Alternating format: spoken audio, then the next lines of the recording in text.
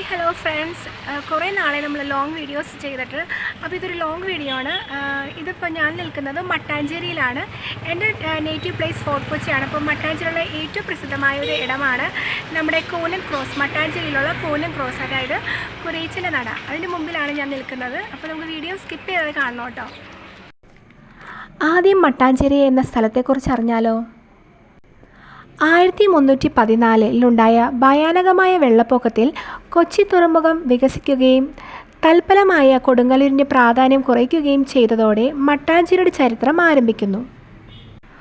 കൊടുങ്ങല്ലൂർ വ്യാപാരത്തിൽ ക്രിസ്ത്യാനികൾ കൊച്ചിയിലേക്ക് പോന്നു. അതിൽ പ്രമുഖരായ മാത്തനും കൂട്ടരും കൊച്ചി കിഴക്കൻ പ്രദേശത്താണ് താവളം ഉറപ്പിച്ചത്. പിൽക്കാലത്ത് അത് മാത്തൻചേരിയായി അറിയപ്പെടാൻ തുടങ്ങുകയും ക്രമേണ അത് മട്ടാഞ്ചേരിയായി മാറുകയും ചെയ്തു. മാത്തൻചേരിക്കാർ വിശുദ്ധ കുരിശിൻ്റെ ഭക്തരായിരുന്നു. അവർ കൊടുങ്ങല്ലൂരിൽ നിന്നും പലായനം ചെയ്തപ്പോൾ ഒപ്പം കൊണ്ടുവന്ന കുരിശ് സ്ഥാപിച്ചു വണങ്ങാൻ തുടങ്ങി. ഈ കുരിശ് വഴിയോരത്തിലാണ് ആദ്യം സ്ഥാപിച്ചത്. പോർച്ചുഗീസുകാർ വന്നപ്പോൾ ഈ വഴിയോര കുരിശിനെ പ്രാന്തേ ക്രൂശേ എന്ന് വിളിക്കാൻ തുടങ്ങി. അങ്ങനെയാണ് ഭ്രാന്തൻ കുരിയച്ചൻ എന്ന പേര് വരാൻ ഇടയായത്. കൂനൻ കുരിശിന് മറ്റൊരു ചരിത്ര സംഭവമാണ് ഉള്ളത്.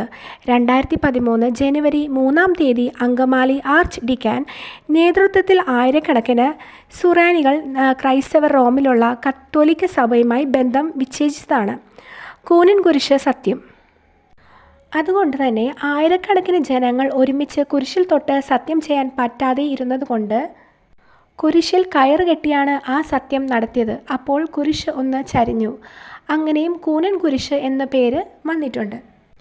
വിശ്വാസഭ്രംശത്തിൻ്റെ സാക്ഷിയായിരുന്നെങ്കിൽ, അതായത് 2 വിഭാഗങ്ങളുമായി മാറിയതിൻ്റെ സാക്ഷിയായിരുന്നെങ്കിൽ, ഇന്നത്തെ കുരിശ് ജാതിമത ഭേദമില്ലാതെ ഭ്രാന്തൻ കുരിശിനോട് പ്രാർത്ഥിക്കുവാൻ അനേകം ആളുകളാണ് ഇവിടെ വരുന്നത്. എല്ലാ വെള്ളിയാഴ്ചയും കുരിശിൻ്റെ കീഴിൽ പ്രാർത്ഥിക്കുവാൻ പല സ്ഥലങ്ങളിൽ നിന്നുമാണ് ആളുകൾ വരുന്നത്. എന്ത് നഷ്ടപ്പെട്ടാലും ഭ്രാന്തൻ കുരിശിനോട് പ്രാർത്ഥിച്ചാൽ ഫലം കിട്ടുമെന്നാണ് എന്ന വിശ്വാസമാണ് എല്ലാ വിശ്വാസികൾക്കും ഉള്ളത്. ഇവിടുത്തെ പ്രധാന നേർച്ചകൾ എണ്ണയും മെഴുകുതിരിയും പൂമാലയുമാണ്. ഞാനിവിടെ എത്തിയത് ഒരു ശനിയാഴ്ച ആയതുകൊണ്ട് അധികം ആളുകൾ ഉണ്ടായിരുന്നില്ല. പക്ഷേ വെള്ളിയാഴ്ച ഒരുപാട് ആളുകളാണ് വന്നു പോകുന്നത്. കുർബാനയും നൊവേനയും ഒക്കെ ഉണ്ട് ഈ പള്ളിയിൽ. വിശ്വസിച്ച് പ്രാർത്ഥിച്ചവൻ്റെ ഏതൊരു കാര്യവും ഭ്രാന്തൻ കുരിയച്ചൻ നടത്തി കൊടുക്കാറുണ്ടെന്നാണ് എല്ലാവരും പറയുന്നത്. അതുപോലെ തന്നെ എനിക്കും ഒരുപാട് വിശ്വാസമുള്ളതാണ് കുരിയച്ചൻ്റെ നട. എന്നും ഞാൻ എപ്പോഴും പോകാറുള്ളതാണ്.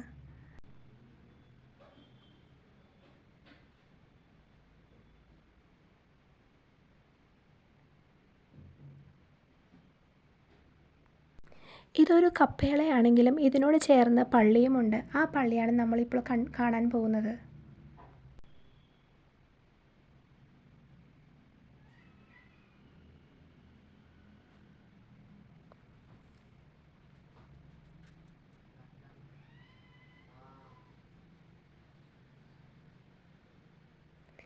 ഇവിടെ കുർബാനയും നൊവേനും ഒക്കെ വെള്ളിയാഴ്ച ദിവസങ്ങളിൽ നടക്കാറുണ്ട്.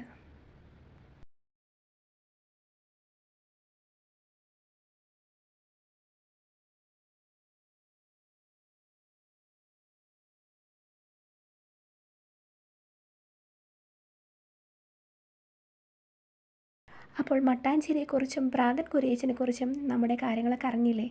അപ്പോൾ ഇനി വരാൻ ഇവിടെ താല്പര്യമുള്ളവർ എന്തായാലും വന്ന് പ്രാർത്ഥിക്കുക. എല്ലാ കാര്യങ്ങളും സാധിച്ചു തരുന്ന കുരിയച്ചനാണ് ഇവിടെ ഉള്ളത്. അപ്പോൾ വീഡിയോ ഇഷ്ടമാണെങ്കിൽ എല്ലാവരും ലൈക്കും ചെയ്യണം, സബ്സ്ക്രൈബും ചെയ്യണം കേട്ടോ.